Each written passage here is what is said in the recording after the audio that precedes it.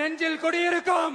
தமிழ்நாட்டு அரசியல்ல முக்கியமான ஒரு மாநாடா பார்க்கப்படக்கூடிய தமிழக வெற்றி கழகத்துடைய 2வது மாநில மாநாடு இப்ப நடந்திருக்கு.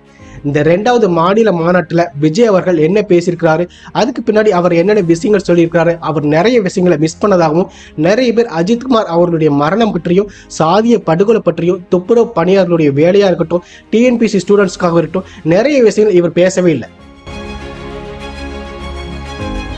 மதுரையில் நடந்த இந்த மாநாட்டுல எப்படி 3 லட்சம் பேர் தொண்டர்களாகட்டும் ரசிகர்களாகட்டும் வந்திருந்தாங்க. இந்த மாநாட்டுல அவர் என்னென்ன சொல்லியிருக்காரு அப்படிங்கிறத பார்க்கலாம். எனக்கு கொள்கை எதிரினா பாஜக தான், அரசியல் எதிரினா திமுக தான் அப்படிங்கிற மாதிரி சொல்லியிருக்கிறார்.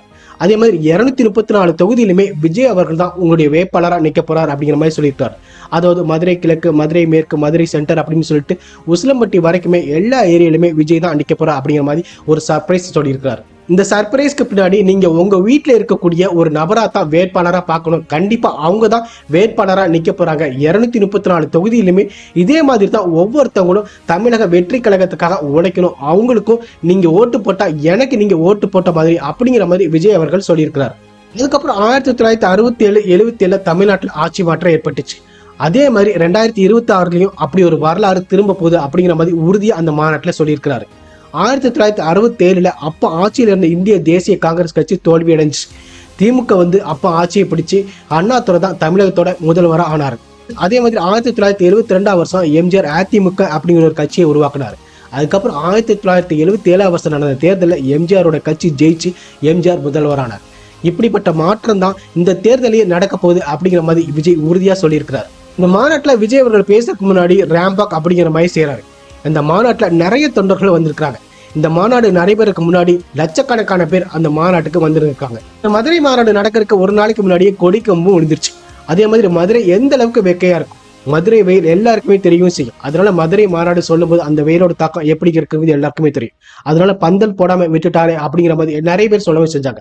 பந்தல் போட முடியுமா அப்படிங்கிறது கொஞ்சம் யோசிச்சு பார்க்கணும்.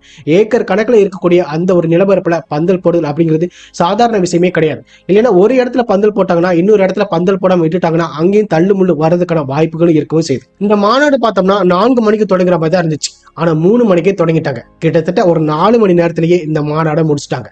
அவ்வளவுதான் இந்த மாநாடும் கூட. இந்த மாநாட்டுக்காக கோடிக்கணக்காக செலவு பண்ணியிருப்பாங்க.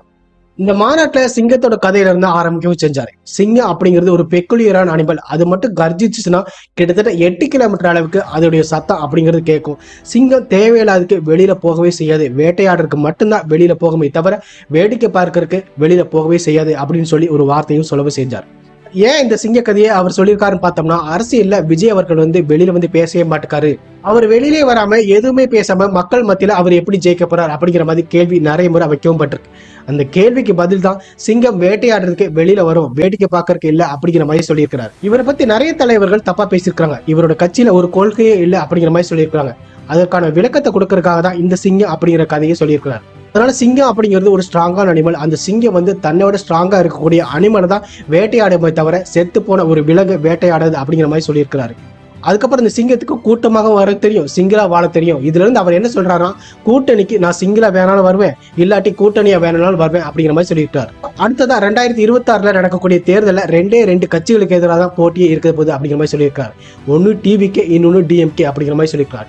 இதுக்கு நடுவில் இருக்கக்கூடிய சின்ன சின்ன கட்சிகளுக்கு கூட எங்களுக்கு போட்டியே கிடையாது அப்படிங்கிற மாதிரி சொல்லியிருக்காரு. அதுக்கப்புறம் பிரதமர் மோடியை பத்தியுமே பேசியிருக்காரு. பிரதமர் மோடிஜி கிட்ட ஒரு வார்த்தை ஒண்ணு கேட்கணும். நீங்க 3 தடவை ஜெயிச்சிருக்கீங்க, 10 வருஷத்துக்கு மேல நீங்க ஆட்சி செஞ்சுட்டு இருக்கீங்க. அப்ப நீங்க எல்லா மக்களுக்குமான ஆட்சி தான் செய்றீங்களா, இல்லைன்னா இஸ்லாமியர்களுக்கு எதிரான மட்டும் ஆட்சி செய்றீங்களா? உங்ககிட்ட நீங்க தமிழருக்கு நல்லது செய்யணும்னு நினைச்சீங்கன்னா கச்சதீவை மீட்டு கொடுங்க. ஒரு நீட் எங்களுக்கு வேணாம், அதனால ஏற்படக்கூடிய பாதிப்பை என்னால சொல்லவே முடியாது. அதே மாதிரி எல்லாருக்குமான ஆட்சியை, நல்ல ஆட்சியை அமையுங்க அப்படிங்கிற மாதிரி சொல்லியிருக்கிறார். அடுத்ததான் முதல்வர் ஸ்டாலினை பத்தியுமே பேசியிருக்கிறார். அங்கிள் ஸ்டாலின் அப்படிங்கிற ஒரு வார்த்தையில ஸ்டாலின் அவர்களை விமர்சனம் பண்றாரு. இது வரைக்கும் அப்பா ஸ்டாலின் அப்படின்னு சொல்லி அழைக்கப்பட்டிருந்த இடத்துல இனிமே எல்லாருமே அங்கிள் ஸ்டாலின் அப்படிதான் அழைக்க போறாங்களா அப்படிங்கிற மாதிரி கேள்வி எழுந்திருக்கு. அதுக்கப்புறம் சிங்கத்தினுடைய கதையை சொன்ன பிறகு அடுத்ததா என்ன சொல்லியிருக்காருன்னா, சிங்கத்தை பத்தி பேசுறேன், இனி சிங்க பெண்களை பத்தியும் சிங்க குட்டிகளை பத்தியும் பேச வேண்டாமா, என் நெஞ்சில் குடியிருக்கும்னு சொல்லி எல்லாருமே ஆர்ப்பரிக்க வச்சார். மதுரை அப்படின்னு சொல்லும் போது இதுக்கு ஒரு தனிச்சிறப்பு இருக்கு அப்படிங்கிற மாதிரி சொல்லியிருக்காரு. அது கள்ளழகரா இருக்கட்டும், மீனாட்சி அம்மனா இருக்கட்டும், இல்லைன்னா அலங்கநல்லூர் ஜல்லிக்கட்டா இருக்கட்டும், இது எல்லாமே எனக்கு ஞாபகத்துக்கு வருது அப்படிங்கிற மாதிரி சொல்லியிருக்காரு. இந்த மதுரை அப்படின்னு சொல்லும்போது புரட்சி தலைவர் எம்ஜிஆர் தான் என்னோட ஞாபகத்துக்கு வருது. அதை விட முக்கியமா எனக்கு அந்த புரட்சி தலைவர் எம்ஜிஆர் கூட பழகறதுக்கான வாய்ப்பே கிடைக்கல. ஆனா நம்முடைய கேப்டன் விஜயகாந்த் அவர்கள் கூட நெருங்கி பழகறதுக்கான வாய்ப்பு எனக்கு கிடைச்சது. அவருமே மதுரை மண்ணை சார்ந்தவர் தான். அதுக்கப்புறம் 1967-77 மிகப்பெரிய அரசியல் மாற்றம் நடந்துச்சு. இதே மாதிரி புதுசா அரசியல் கட்சி தொடங்கினவங்க எப்படி ஆட்சியை பிடிப்பாங்க அப்படிங்கிற கேள்விலாம் அப்ப எழவும் செஞ்சது. ஆனா அவங்களுமே ஆட்சியை பிடிச்சாங்க, அரசியல் கட்சியை உருவாகவும் செஞ்சது. அதே மாதிரி 2026 தமிழக வெற்றி கழகம் ஆட்சியை பிடிக்கும் அப்படிங்கிற மாதிரி சொல்லியிருக்காரு. நம்ம முதல்ல விக்கிரபாண்டியில நம்முடைய முதல் மாநாடு நடந்துச்சு. இதுக்கு எதிராக எத்தனை குரல்கள் உயர்ந்துச்சு அப்படிங்கிறது நமக்கு நல்லாவே தெரியும். சின்னதா ஒரு சிரிப்புடனே கடந்து போயிட்டேன் அப்படிங்கிற மாதிரி சொல்றவரு இப்ப ஊர் முழுக்க ஒரு குரல் கேட்கறதா அப்படின்னு சொல்லி கேட்கவும் செய்யறாரு. அங்க இருக்கக்கூடிய எல்லாருமே பயங்கரமா கத்தவும் செய்யறாங்க.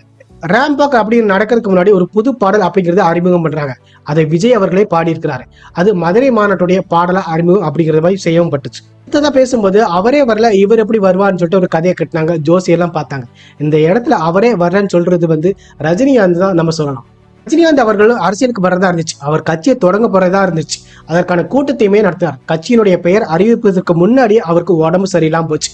இதனால நான் அரசியலுக்கு வரலன்னு சொல்லிட்டு பகிரங்கமாவே அறிவிக்கவும் செஞ்சார். அரசியல் இருந்து ஒதுங்குறதா சூப்பர் ஸ்டார் ரஜினிகாந்த் அவர்களையும் தெரிவிக்கவும் செஞ்சார். அடுத்ததான் மாநாடெல்லாம் எவ்வளவு பெரிய விஷயம், அதெல்லாம் நடத்த முடியுமா அப்படிங்கிற கேள்வியும் கேட்டாங்க. இப்ப நம்ம நடத்தி காமிச்சிட்டோம். 2வது மாநில மாநாடு இப்ப நடத்திட்டு இருக்கோம். அடுத்ததான் 2026 இவங்களை எப்படி ஆட்சியை பிடிக்க போறாங்க அப்படின்னு சொல்லவும் ஆரம்பிச்சிட்டாங்க. முதல்ல பேசவே மாட்டாரு, பேசினாரு, மாநாடு நடத்தவே மாட்டாரு, நடத்திட்டாரு, ஆட்சியை பிடிக்கவே மாட்டாரு, இவர் பிடிப்பாரு அப்படின்னு சொல்ற அளவுக்கு இவங்க பேசவும் செய்வாங்க. 2026 மக்கள் பார்க்க தான் போறாங்க அப்படிங்கிற மாதிரி சொல்லவும் செஞ்சிருக்கிறாரு. சில பேர் அரசியல் கட்சி தொடங்கி ஒவ்வொருத்தரோட வீட்டுக்குள்ளேயும் மக்களோட நெஞ்சுக்குள்ளேயும் போகணும்னு நினைப்பாங்க. ஆனா நாங்க மக்களுடைய வீட்டுக்குள்ள ஆல்ரெடி நாங்க போயிட்டோம். அதுக்கு பிறகுதான் அரசியல் கட்சியை தொடங்கியிருக்கோம். அதனால எங்களால ஆணித்தரமா அந்த வெற்றியை பதிவு செய்ய முடியும் அப்படிங்கிற மாதிரி நம்பவும் செய்யறாரு. இது மக்களுக்கான அரசாங்கமா இருக்கும், மக்களுக்கான ஆட்சியை கொடுக்க போறோம், எங்கள் மத்தியில மக்களுக்கு என்ன செய்யணும் அப்படிங்கிறது மட்டும்தான் எங்களுடைய கொள்கையாவே இருக்க போகுது. அடுத்ததா இவங்களுடைய கொள்கை என்ன அப்படின்னு சொல்லி சில விஷயங்களை சொல்லவே செய்யறாரு. பெண் குழந்தைகள், பெண்கள், வயதானவர்கள் தான் நம்மளோட முதன்மையான அக்கறை. இளைஞர்கள், உழவர்கள், உழைப்பாளர்கள், ஆதரவற்ற முதியோர்கள், மீனவர்கள், மாற்றுத்திறனாளிகள், 3ஆம் பாலினத்தவர்கள், இப்படி அரசோட சிறப்பு கவனம் தேவைப்படுவதற்காக தான் அரசு அமைக்கிறதா என்னோட நோக்கம் அப்படிங்கிற மாதிரி சொல்லியிருக்காரு. அதுல எங்களோட கொள்கை எதிரியே பிஜேபி தான், அரசியல் எதிரி டிஎம்கே, அதுல மாற்று கருத்தே இல்லை அப்படிங்கிற மாதிரி சொல்லியிருக்காரு. அதுலயும் ஒரு வார்த்தை ஒண்ணு சொல்லியிருக்காரு, இந்தியாவுடைய மாபெரும் சக்தி வெகுஜன மக்கள் படை அப்படிங்கிற ஒரு வார்த்தையும் அவர் சொல்லியிருக்கிறார். அடுத்ததா ஒரு சஸ்பென்ஸும் சொல்லியிருக்கிறார். அந்த சஸ்பென்ஸ் என்னன்னா, யார் கூட கூட்டணி வைக்க போறோம், இந்த படைக்கு வர்றவங்கள நாங்க ஆட்சியிலையும் அதிகாரத்திலையும் பங்கு கொடுப்போம் அப்படின்னு சொல்லவும் செய்யறாரு. அதுலயும் இந்த சஸ்பென்ஸ்லயே நீங்க யார் கூட கூட்டணி வைக்க போறீங்க அப்படிங்கிற சஸ்பென்ஸ்லயே நீங்க சஞ்சாரம் பண்ணுங்க அப்படிங்கிற மாதிரி சொல்லியிருக்கிறாரு. டிஎம்கே அலைன்ஸ் வச்சு தப்பிச்சலாம் அப்படிங்கிற மாதிரி நினைக்கிறாங்க. ஆனா அவங்க அல்ஜிப்ரா, மேத்தமெட்டிக்ஸ் இந்த மாதிரி கோட்பாடுகள்லாம் எல்லாம் போட்டு அவங்க பலவிதமான கேல்குலேஷன் நடத்திட்டு இருக்காங்க. ஒரு நாள் அது மெய்ப்படாது அப்படிங்கிற மாதிரி ஒரு வார்த்தையை சொல்லவும் செய்யறாரு.